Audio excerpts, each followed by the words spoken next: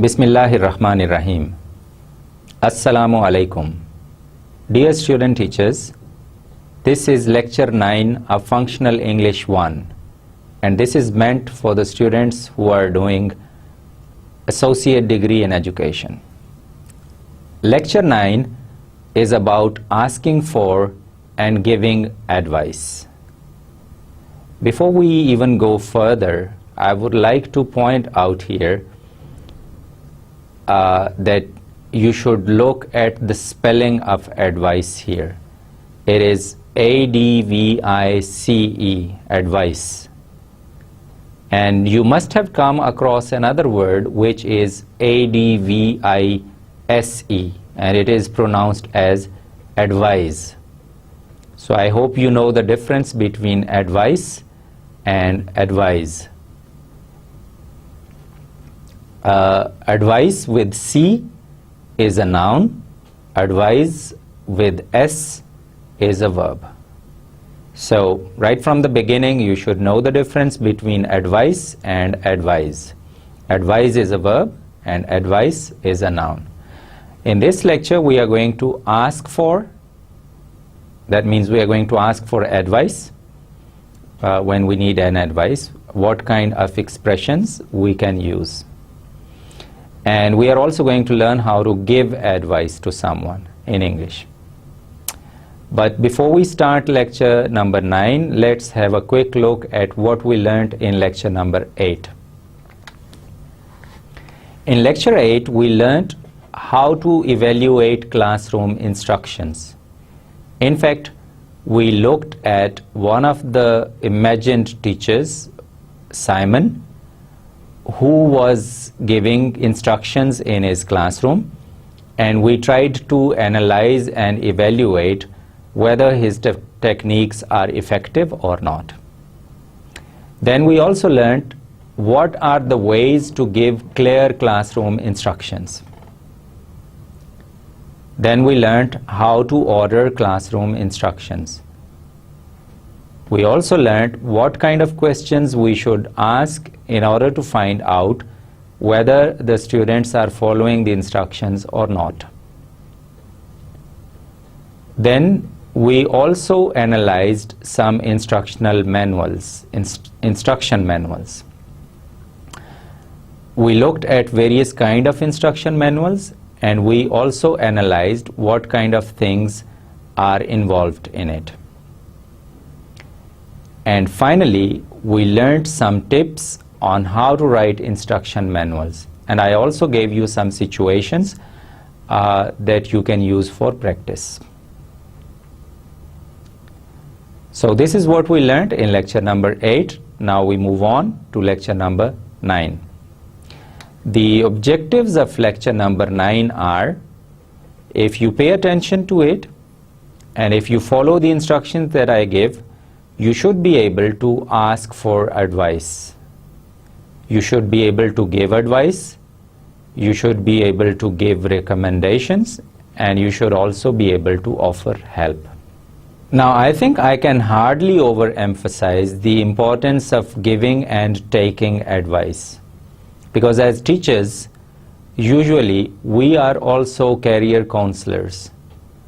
So we often give advice about which subjects our students should study and which stream of education they should adopt, and we give advice on many things actually. And as teachers, as professionals, we also need advice in many areas.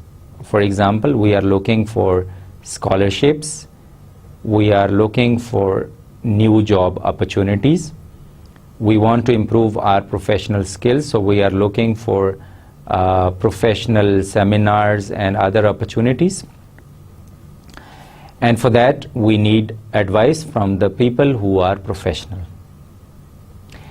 And even in the classroom, you know, as teachers, whenever you go into the classroom, often you have to give advice to students on various issues, on various social and moral issues as well. So this is really important. And I think one of the important speech functions that we perform is taking and giving advice. Okay, so we start. We look at the key phrases for advice. When we have to ask for advice, what are the key phrases that we can use? And you know that I have been emphasizing it in the past that you should note down these key phrases because they are really essential. Whenever you have to ask for advice, you should actually use them. I have written them in the form of complete sentences, but the phrases are bold, so you can note down the whole sentences or you can just note down the phrases themselves. For example, the common key phrase which is used for asking for advice is, what do you suggest we do this evening? So what do you suggest or what do you recommend is the common way of asking for advice. What do you suggest we do this evening? What do you suggest we do this evening? What do you recommend we do this evening? Okay, another useful phrase is, what should I do when I am in Karachi? What should I do when I am doing my course? What should I do when I am doing my course? What ought I do on Sunday? What ought I do on Sundays? Could you recommend a good restaurant near here? Could you recommend a good restaurant near here? Or you can change it. You can use, could you recommend a good tourist spot near here? Could you recommend a good tourist attraction near here? Similarly, we can ask, could you suggest somewhere to go for a hike? Could you suggest somewhere to go for a hike? And you know what hike means? How many of you like hiking? Okay, good. So hike is like going up on the mountains. Usually you walk on the mountains. That is called hiking. So could you suggest somewhere to go for a hike? Do you know the quickest way to train station? So the useful phrase is, do you know? Do you know the quickest way to the train station? So in fact, when you say do you know, you are not really asking a question. It might be a question, but in the context, it might also be used for asking for advice. Do you have any advice on visiting the Natural History Museum? Do you have any advice on visiting the Natural History Museum? Could you advise me on the best way to get to the clock tower? Could you advise me to the best way to get to the clock tower? What's your advice on hitchhiking in Pakistan? What's your advice on hitchhiking in Pakistan? And I hope you know what hitchhiking means. Yeah, we have talked about hiking earlier, but this time it is a hitchhiking. So does anyone know what hitchhiking means? Hitchhiking is a mode of travel in which a traveler takes lift from various vehicles in order to go somewhere. So a traveler does not have a vehicle of his or her own, and he takes lift, stands beside the road and puts his thumb like this and takes lift either from a tractor, from a truck, from a car, a bus, or anything, sometimes even maybe a donkey cart or a bicycle or a motorbike. So this is a way of mode of traveling. It is a kind of adventure in which a traveler travels by taking lift in various vehicles. So the question again is, what's your advice on hitchhiking in Pakistan? So I would like you to note down all the bold type phrases here. They are very useful asking for advice. So next time, if you are asking for any job opportunity, if you are asking for any scholarships, if you are asking for any piece of advice, you should actually use these key phrases and structures in your own English. Okay, so these are key phrases for asking for advice. Now we move on and we look at key phrases of giving advice. For giving advice, very often you can use why don't you. For example, why don't you take admission in a language course? Why don't you take admission in a language course? This is why don't you here is used for giving advice. Okay, another advice is you could eat less and do more exercise. You could eat less and do more exercise. So you could actually is a phrase here. How about applying for the scholarship? How about applying for the scholarship? So how about is the useful phrase here, and after how about usually we use the ing form of the verb. So we can say how about playing tennis? How about going out? How about studying abroad? How about joining a gym? So you can use how about, and after that we use ing form of the verb. And you know, these giving advice phrases are closer to what we studied earlier. When we studied how to make suggestions, in fact we used some of these phrases. In fact, giving advice is like giving a suggestion. So there is no wonder why the phrases are identical or sometimes even the same. Okay, if you want to be more formal, you can even say I suggest, I recommend that you opt for biology rather than computer science. You can say I suggest that you opt for biology rather than computer science. Or you can say I recommend that you opt for biology rather than computer science. The word that is optional. So you can say I suggest you opt for biology rather than computer science. That will be equally okay. All right, we move on. Another useful phrase is you should or you ought to. So you can say you should eat less meat, I think. You should not smoke, I believe. You ought to quit smoking, I think. Okay. Another useful way of giving advice is an indirect way, and that is saying, if I were you, I would avail the opportunity. So the phrase is, if I were you, I would. If I were you, I would.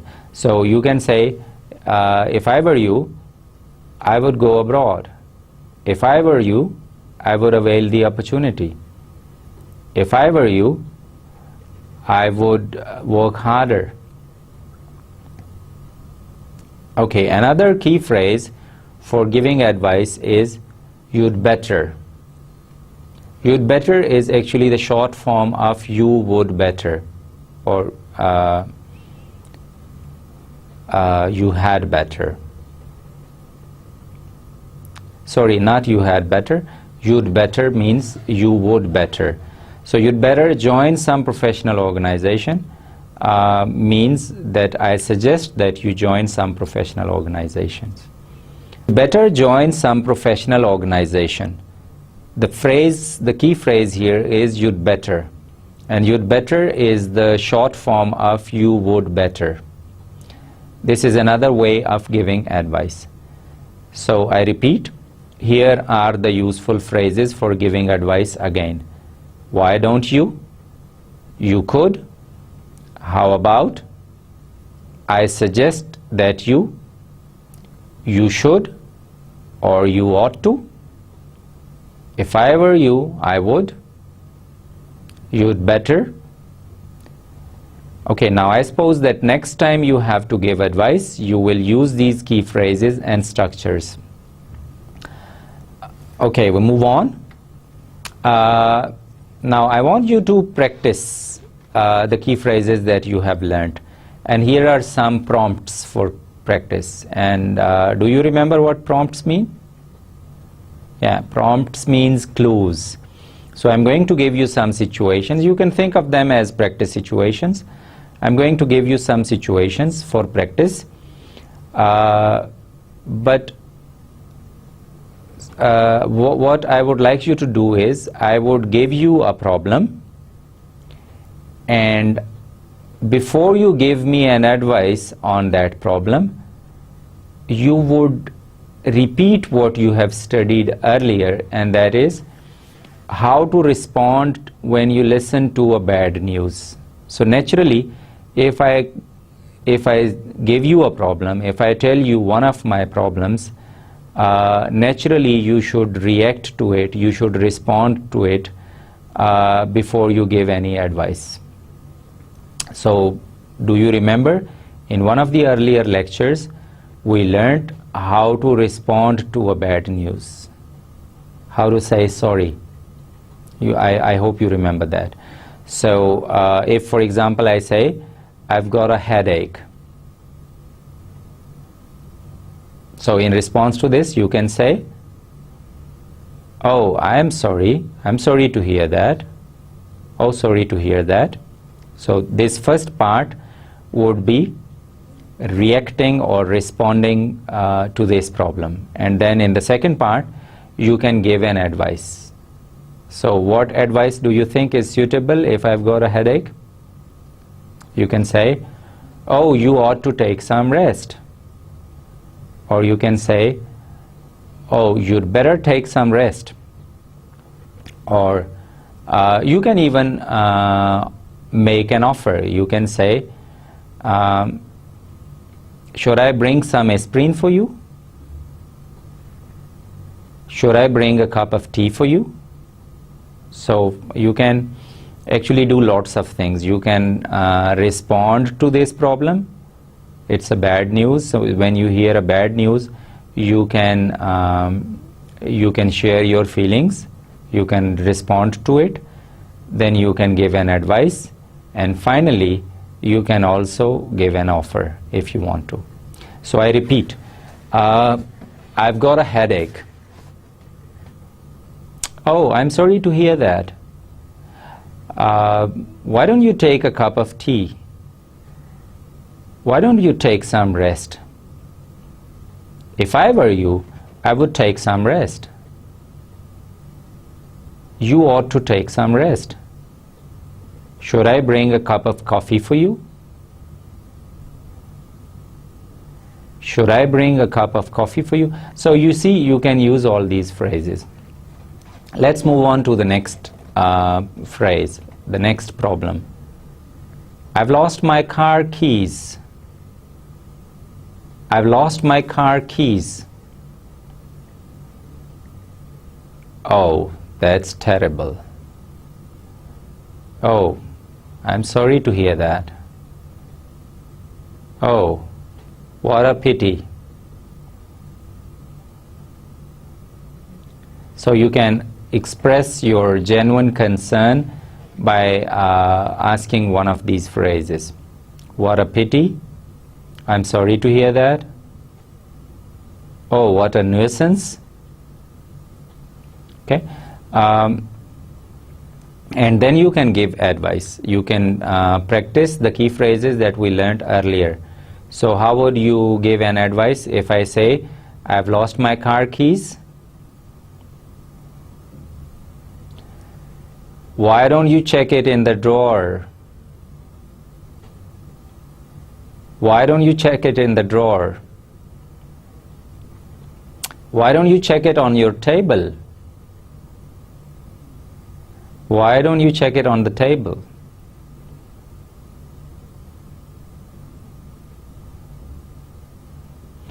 How about looking for the keys in the drawer? How about looking for them in your pocket? Okay, and here you can also make an offer. You can say, should I look for the keys for you? Should I look them for you? Should I find them for you? Should I search them for you?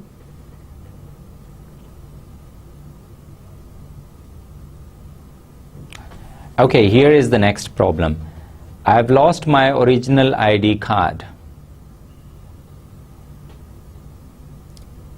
Oh, what a pity. Oh, I'm sorry to hear that.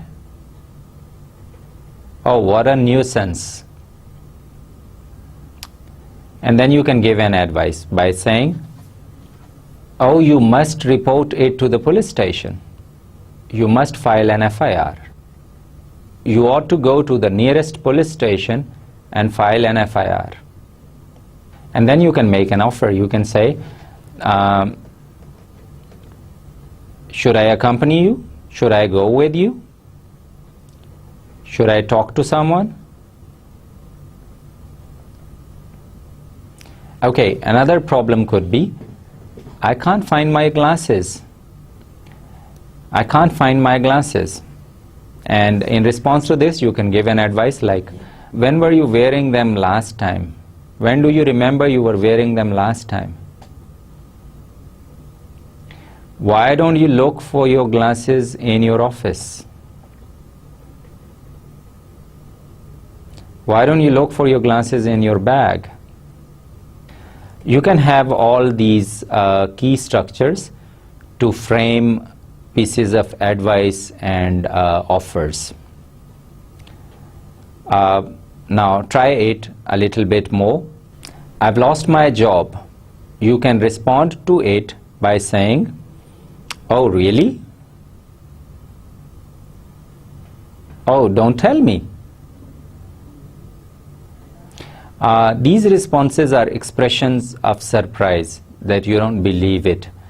But you can also add your pieces of advice after that.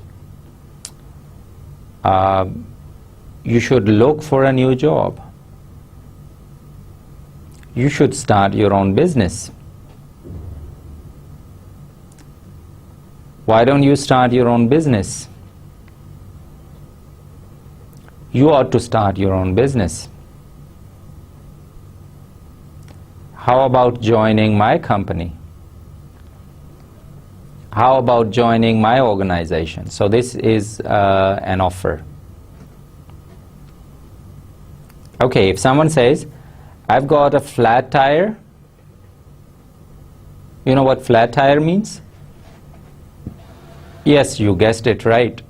When the tire of your car is punctured, the proper expression for that in English is, so if I say, I've got a flat tire, how would you respond to it? But before your response, what do you mean by flat tire?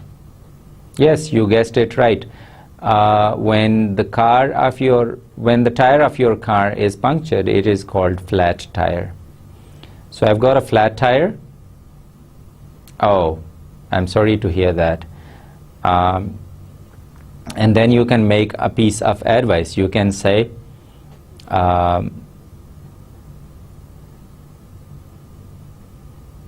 about changing the tire? Do you know how to change the tire? Do you know how to change the tire? Should I come over? Should I come over? So we are imagining that someone has got a flat tire, he is standing by the road, he makes a telephone call to you and he says, I've got a flat tire. And in response you say, oh, I'm sorry to hear that. Do you have an extra tire? Do you know how to change it? Should I come over? Etc. etc.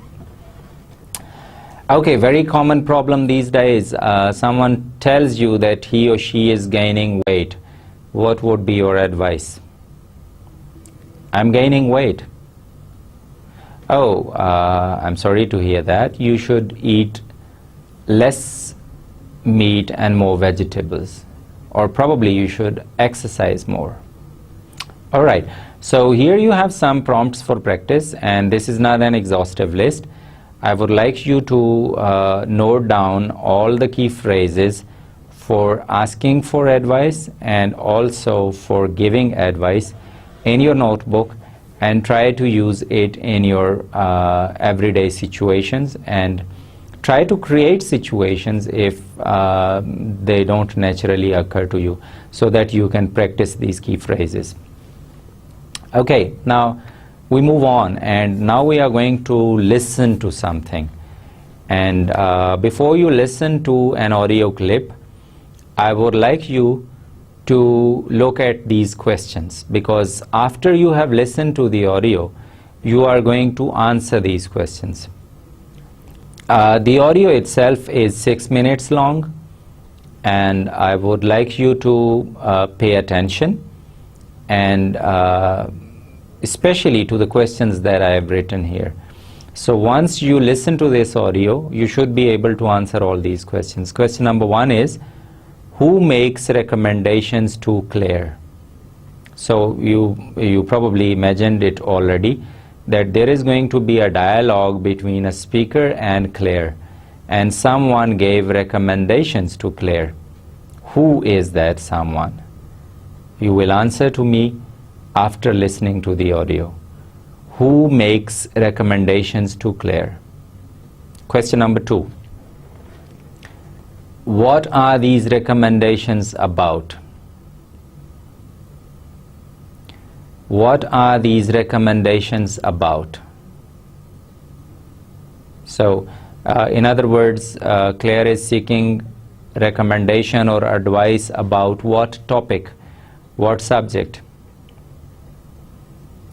What structures are used for making these recommendations? You have just learned some key phrases and structures. Probably you would learn few more. Maybe some of these will be repeated. So I want you to pay attention to this audio clip, and after listening to it, or while listening to it, you can jot down the structures that have been used for giving directions, recommendations here. Recommendation is just like an advice, but so probably the expressions that you would hear would be similar to what you have learnt already. Okay, the next question is, why is it useful to be vague while recommending something? Okay, it is not always useful, but sometimes it is useful to recommend something. The question you should focus is, when is it useful to be vague while recommending something? Okay. The last question is, what's the major difference between giving instructions and recommending? Okay, so I would like you to note down these questions and keep them in mind while you are listening to the audio. Okay. Alright, now you will listen to the audio clip from BBC Learning English, English Learning, and do you remember that we have listened to audio clips from BBC before? These are taken from a program which is called How To. Okay. Alright, now listen to the audio clip from BBC English Learning. How To with bbclearningenglish.com. Everyday English for everyday situations. Hello and welcome to the programme. My name is William Kramer. Now you may have heard another episode of How To in which we looked at how to make positive and negative comments about something. In that programme we heard clips from a conversation between Claire and her boss, Mark. Claire was showing Mark her design for a new website, and he made some positive and negative comments about her work. Well, now it's time for Mark to make some recommendations to Claire, some suggestions for changes. In this first clip, listen carefully to the way that Mark uses the word want. Structure that leads the audience through, but it gives them the freedom. So you still want all of these links. Mark says, you still want all of these links. Saying you want in this context is like saying you need. Listen to this example. What you need is a nice clear structure in the design. What you want is this. What you need is that. Now let's listen to the way that Mark uses the word could. Content on the page. So you could vary. The prepare area could look in one particular way. The listen to the program could have another look. The take the challenge. Mark says that different parts of Claire's design could have a different look, a different style. Content on the page. So you could vary. The prepare area could look in one particular way. The listen to the program could have another look. The take the challenge could have another look. As well as could, we can make recommendations using would. Perhaps you already know that one way to make a suggestion is to say, if I were you, I would do this. Or, if I were you, I'd do this. For example, in a restaurant, your friend might say to you, That seems like a lot of money. If I were you, I'd check the bill. Now listen to how Mark uses the word would. So, I mean, what I would do with this is think about a structure, navigational structure that leads. Mark doesn't say, if I were you, I would, but he says, what I would do is. So, I mean, what I would do with this is think about a structure, navigational structure that leads. So, to make a recommendation, you can say, you could do this, or what I would do is that. These are two ways to make a clear and definite suggestion.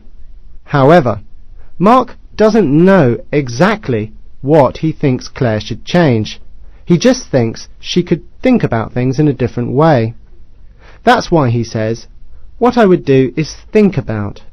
So, I mean, what I would do with this is think about a structure, navigational structure that leads. It's useful to be vague. And another way of saying think about that is look at that. I would take that. I also think, you might want to look at some of the imagery and think about perhaps simplifying that. You might want to look at some of the imagery, Mark says.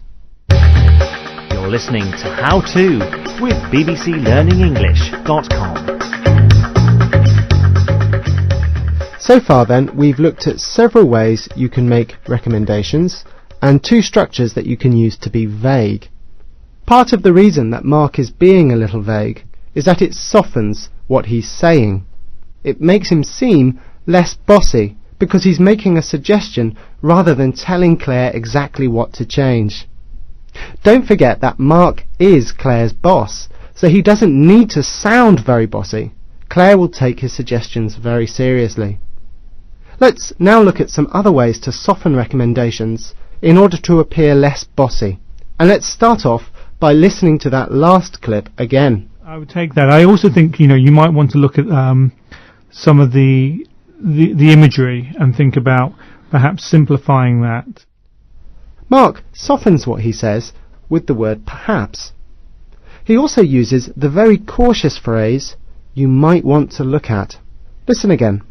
I would take that. I also think, you might want to look at some of the imagery and think about perhaps simplifying that.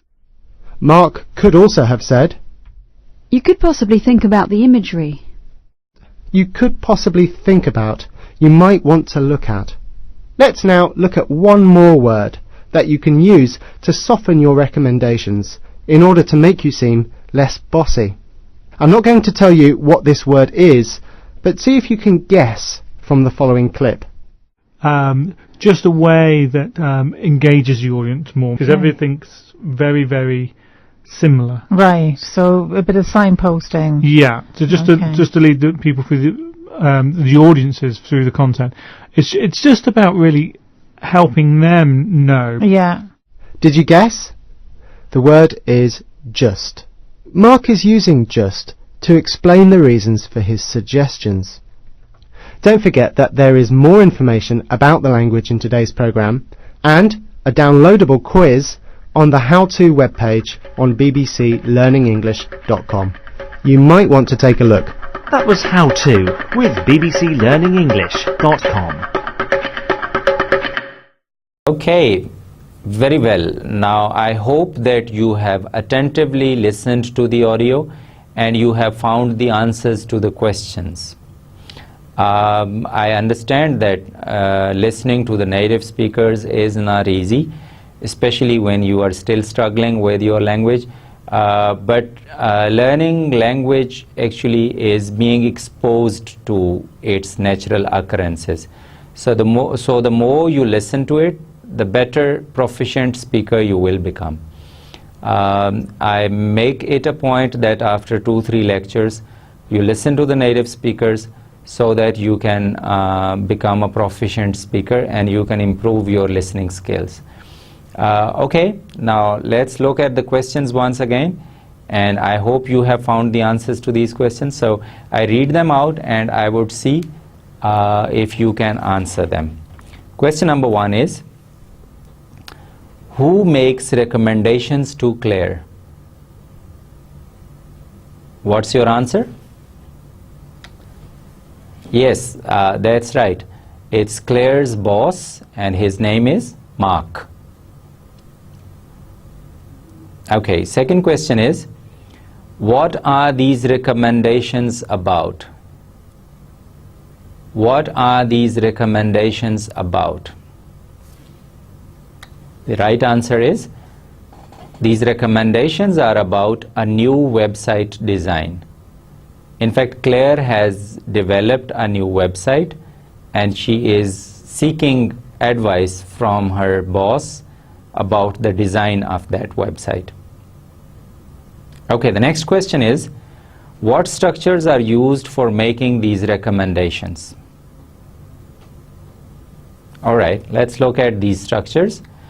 One of the structures that was used in this audio clip is you want, or what you want. Actually it means you need. What you want means what you need. What you need is to, and then you can give your piece of advice. What you need is to change the design of your website. What you need is to attract the audience more.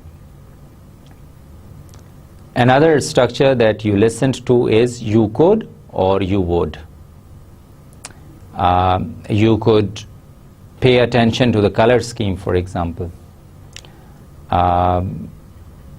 You could give more time to the overall layout or format. Okay, the next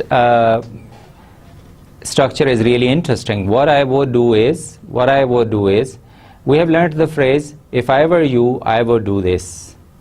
And the speaker here uses it slightly in a modified form, but in fact it has the same meaning. So what I would do is, has the same meaning as, if I were you, I would do this. Okay, the last or one of the structures that you heard in this audio clip is you could have, right? You could have. And after could have, you need the third form of the verb. So you could have paid more attention. You could have changed the color styles, etc., etc. Okay, the next question was, when is it useful to be vague while recommending something? I have changed why into when. When is it useful to be vague while recommending something? The answer is,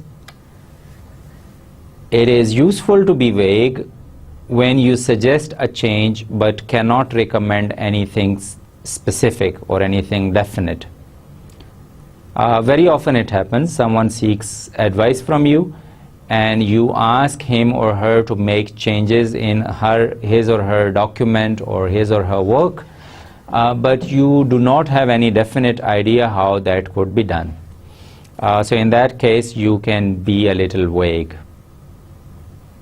But sometimes you use vague construction in order to be polite. Because if you give a piece of advice directly, it might be considered rude in some situations, unless the person is seeking advice. It is, if you are giving advice and you are using strong words, very clear-cut instructions, then it's not like recommending, it's like ordering or commanding. So perhaps, maybe you could do this, perhaps you could do this. These phrases we can use in order to be a little vague. Okay, the last question is, what's the major difference between giving instructions and recommending? What's the major difference between giving instructions and recommending? Yes, your answer is right. When you give instructions, you sound bossy. You actually use imperatives. You use action words. So it might sound like you are giving, you are commanding, or you are giving orders. Whereas recommendations are more polite, and you use, sometimes you even use indirect ways of recommending it, like, if I were you, I would do this. If I were you, I would go to Karachi. If I were you, I would take some medicine. So the major difference between giving instructions and recommending is that while instructions, for instructions we use bossy language, we use imperative sentences. For recommendations, we are less certain, we are less sure, and we use certain, you can say, polite phrases and expressions. Okay, so we have done with these questions. Now let's move on. All right, now that you have listened to the audio, you have answered the questions, you have learned the key phrases for giving advice and also asking for advice. Now, like before, we are going to look at practice situations. And once again, I would like you to find a partner. Try to act out these situations with your partner. Okay, so here are some situations for practice dialogues. Learning English. That means you want to learn English. You feel weak either in reading or writing or speaking or listening or vocabulary or grammar. In one of the aspects of English, you feel weak, and you seek advice on it. And then your partner, he gives advice to you what you should do if you want to learn English. Okay. The next situation is about dieting. All right. Suppose that you are gaining weight. Your eating habits, your sleeping habits, or your work habits are not really very helpful in reducing weight. So you go to a doctor, or maybe you go to a friend, and then you seek advice on how you can be thinner, how you can be a bit slim, or how you can control your obesity, depending on your different situations. But mainly you will express your problem about dieting and about obesity, rather I should say, and then your partner would give you advice about it. Okay, the next situation is that you want to get a scholarship, and you ask some professionals' advice on that. Maybe you can make a telephone conversation for this one. All right. In the next situation, you want to go abroad. You have never been abroad before, and you are talking to someone who is experienced, who has been abroad, and you want seek advice from him or her. finding a job. You have just graduated and you want to find a job which is suitable, which is lucrative, and that gives you satisfaction. So share this problem with someone and seek advice on it. Okay, like before, these practice situations are only to give you some suggestions. In fact, this is not an exhaustive list, and you can add to it if you want to. It could be about any problem. We daily face problems and we need or seek advice on various issues. So don't just look at these 5 situations. In fact, you can think of any other situations and you should practice in it. And once again, I would emphasize that this is the most important part of all my lectures. Just listening to my lectures, just noting down the key phrases or the guidelines is not enough. The real learning starts when you actually practice it in real life situations. And for that, you need to work on your own. If you can recall, in lecture 1 we talked about managing your own learning, the pace of your learning, and the activities that you engage yourself in, they should be controlled by you yourself. And that can only be done if you actively participate in it, and if you practice it at home, at your workplaces, and find someone with whom you can do these dialogues. Okay. In the beginning, if you don't feel comfortable, you can write down the script of your dialogue, and gradually when you feel more confident, you can start without the complete script, and you can merely look at some notes, and afterwards you can even do away with the notes and you can do the dialogue straight away. But do practice it. Okay. And as I told you earlier, that for your quizzes, assignments, and your sessionals, there is a weightage, and of course you have to do that. But for most of these practice situations, maybe you are not given any marks, maybe you are not given any points. But the real purpose of this course is to improve the proficiency of your English language. And therefore, you should actually practice it, and even if there is no weightage in the exam, this is the real meat of the lectures, and this is that will really help you learn the language. Okay, with this we come to the end of this lecture. Let's look at the summary of lecture number 9, what we learned, and we will also repeat the key points here. In lecture number 9, we learned how to ask for advice. We learned various phrases that are useful. We also learned on how to give advice. We learned how to give and take recommendations from someone.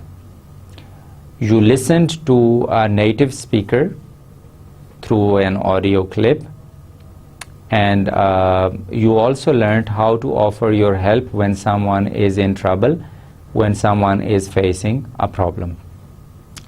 And I hope that after completing this lesson and doing all the exercises in it, you should be able to give and seek advice in future. And since it is very important in our professional lives, as teachers we are also career counselors, and very often we have to suggest ways for our students on how to study, how to find a scholarship, how to do something. One of the things, for example, in which students often seek your advice is, "Sir, how can I improve my pronunciation? How can I improve my writing skills? How can I improve my marks in theory or in practical? Right? And very often they ask you which subject they should study.